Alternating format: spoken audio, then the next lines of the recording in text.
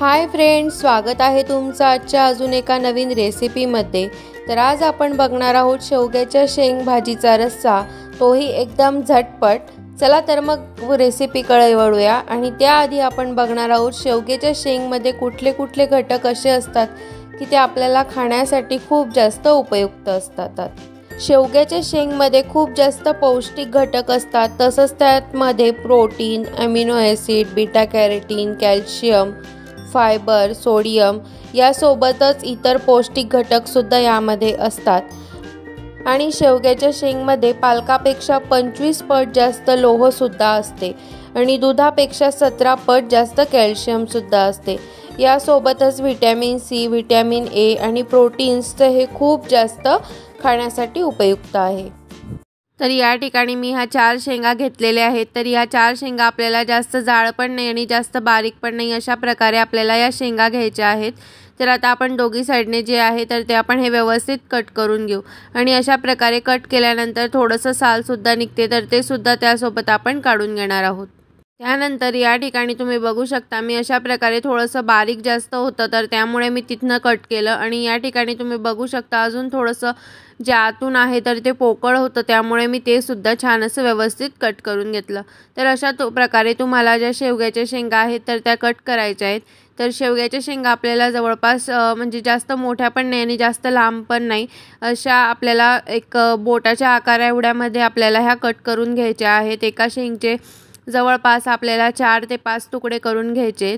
तर या ठिकाणी मी अशा प्रकारे कट करते आणि ही कट केल्यानंतर जे आहे तर ते आपल्याला साल काढण्यासाठी खूप इझी होतं। तर या ठिकाणी आपल्याला जास्त जे साल आहे तर ते राहू सुद्धा द्यायचे नाही। जर आपण ते साल राहू दिले तर जो आपण मसाला वगैरे बनवतो तर तो मसाला व्यवस्थित त्या शेंगांमध्ये जाणार नाही। त्यामुळे आपल्याला अशा प्रकारे हे जे साल आहेत तर ते व्यवस्थित आपल्याला काढून घ्यायचे आणि पूर्ण सुद्धा आपल्याला काढायचे नाही आहेत, कारण की मग ती नंतर खूप जास्त सॉफ्ट होते। त्यामुळे आपल्याला अशा प्रकारे जे आहे तर ते थोडे थोडे व्यवस्थित साल जे आहे तर ते काढून घ्यायचे आहेत।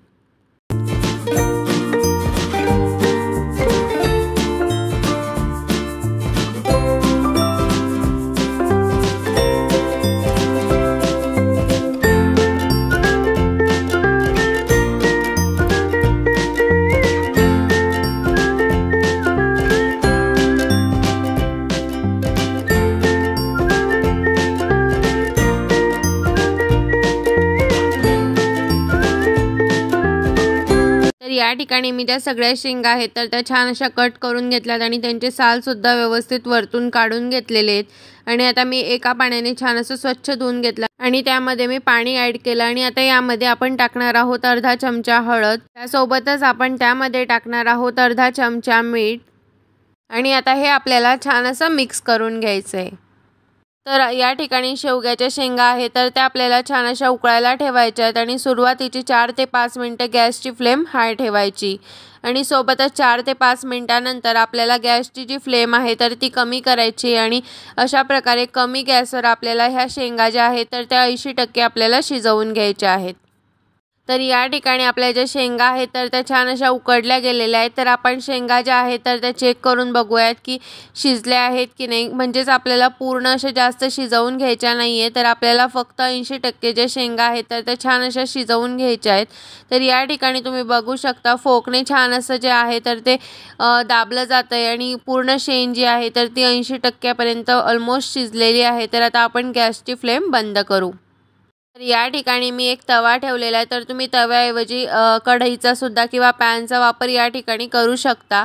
तर या ठिकाणी मी 2 मीडियम साईजचे कांदे जे आहेत तर ते असे उभे स्लाइस कट करून घेतलेले आहेत। आणि आता आपल्याला याला छान असा गोल्डन ब्राऊन कलर येईल तोपर्यंत आपल्याला हे छान असे भाजून घ्यायचे। तर या ठिकाणी तुम्ही बघू शकता 4 ते 5 मिनिटं नंतर कांद्याला छान असा गोल्डन ब्राऊन कलर आलेला आहे। त्यानंतर आपण त्यामध्ये टाकणार आहोत अर्धा वाटी खोबऱ्याचं किस, 2 इंच आलं आणि त्यानंतर आपल्याला सोबतच त्यामध्ये टाकायचे आहे 8 ते 10 लसणाच्या पाकळ्या। आणि आपल्याला हे छान असं आता मिक्स करून घ्यायचे। तर आता जे खोबरं आहे तर त्या खोबऱ्याला छान असा गोल्डन कलर येईपर्यंत आपल्याला छान हे असं तेल न टाकता भाजून घ्यायचे। जर तुम्ही कढईमध्ये किंवा पॅनमध्ये जर बनवणार असाल तर तुम्ही थोडंसं त्याआधी तेल कढईमध्ये किंवा पॅनमध्ये टाका, जेणेकरून कढई किंवा पॅन आपलं खराब होणार नाही। तर या ठिकाणी तुम्ही बघू शकता आपल्याला छान अशा प्रकारे हे मिक्स करून घ्यायचं आणि हे मंद गॅसवर आपल्याला छान असं भाजून घ्यायचं आहे। तर या ठिकाणी 3 ते 4 मिनिटानंतर खोबऱ्याला छान असा गोल्डन ब्राऊन कलर आलेला आहे आणि कांदासुद्धा आपला छान असा फ्राय झालेला आहे। तर आता आपण गॅसची फ्लेम बंद करू। तर 5 ते 10 मिनिटं आपल्याला हे थंड होऊ द्यायचं आणि त्यानंतर आपण याचं छान असं बारीक वाटून घेणार आहोत। तर या ठिकाणी 5 ते 10 मिनिटानंतर वाटण जे आहे तर ते छान असं थंड झालेलं आहे। तर आता यामध्ये आपण थोडीशी कोथिंबीर टाकू आणि त्यानंतर थोडंसं जसं लागेल तसं पाणी त्यामध्ये आपण टाकून छान असं याला बारीक पेस्ट करून घेऊ। तर या ठिकाणी मी एक कढई ठेवलेली आहे। तर त्या कढईमध्ये आपण टाकणार आहोत 2 पळ्या तेल। तेल आपल्याला छान असं आता गरम होऊ द्यायचं आहे। तेल छान गरम झालंय तर त्यामध्ये आता आपण टाकू अर्धा चमचा मोहरी। तुम्हाला जर जिरं आवडत असेल तर तुम्ही या ठिकाणी अर्धा चमचा जिरंसुद्धा टाकू शकता। त्यानंतर आपण जे छान असा बारीक पेस्ट करून घेतली होती ज्या मसाल्याची, तर तो मसाला आपण यामध्ये टाकून घेऊ आणि आता याला 2 ते 3 मिनिट छान असं तेलामध्ये फ्राय करू। तर या ठिकाणी आपल्याला मीडियम गॅसवर छान असा मसाला तेल सुटेपर्यंत भाजून घ्यायचा आहे। जवळपास 3 ते 4 मिनिटं लागतात छान असं तेल सुटायला। तर या ठिकाणी तुम्ही बघू शकता आणि अशा प्रकारे आपल्याला छान असं मिक्स करत राहायचं आहे। तर या ठिकाणी 3 ते 4 मिनिटानंतर तुम्ही बघू शकता वाटणाला खूप छान असं तेल सुटलेलं आहे। तर आता आपल्याला हे थोडंसं छान असं मिक्स करून घ्यायचं आहे। त्यानंतर आपण त्यामध्ये सुके मसाले ॲड करू। सुके मसाले ॲड करण्याच्या आधी मी यामध्ये टाकणार आहे एक बारीक चिरलेला टोमॅटो। तर तुम्हाला आवडत नसेल तर तुम्ही या ठिकाणी टोमॅटोची प्युरी टाकली तरीसुद्धा चालेल। तर मी या ठिकाणी अशा प्रकारे बारीक कट करून घेतलेला एक मीडियम साईजचा टोमॅटो आणि आता त्यालासुद्धा आपल्याला छान असं फ्राय करून घ्यायचं आहे। तर या ठिकाणी टोमॅटोसुद्धा छान असा सॉफ्ट झालेला आहे। तर त्यामध्ये आपण सुके मसाले टाकणार आहोत। तर मी या ठिकाणी अर्धा चमचा हळद, त्यानंतर त्यामध्ये टाकणार आहोत 1 चमचा धना पावडर, सोबतच त्यानंतर आपण त्यामध्ये टाकणार आहोत 2 चमचे लाल तिखट। तर तुमच्याकडे जो घरगुती मसाला असेल किंवा तुम्ही वर्षभर जो मसाला बनवत असाल तर तो तुम्ही या ठिकाणी टाकू शकता। तर या ठिकाणी मी घरगुती मसाला 2 चमचे टाकलेला आहे आणि आता हे आपल्याला छान असं मिक्स करून घ्यायचं आहे। तर अशा प्रकारे आपल्याला 2 ते 3 मिनिट छान असं आता हे मिक्स करून घ्यायचं आहे। जर तुम्हाला या ठिकाणी वाटत असेल की थोडंसं जे आहे तर तो मसाला खाली चिटकतोय किंवा मग लागतोय, तर तुम्ही जे आपण शेवग्याच्या शेंगमधलं पाणी आहे तर ते तुम्ही यामध्ये टाकू शकता। तर या ठिकाणी तुम्ही बघू शकता 2 ते 3 मिनिटानंतर मसाल्याला खूप छान असं तेल सुटलेलं आहे। तर मसाल्याला छान असं तेल सुटलंय तर आपण जे शेवग्याची शेंग छान अशी उकळून घेतली होती तर ती आपल्याला पाण्यासहित यामध्ये टाकून घ्यायची आहे।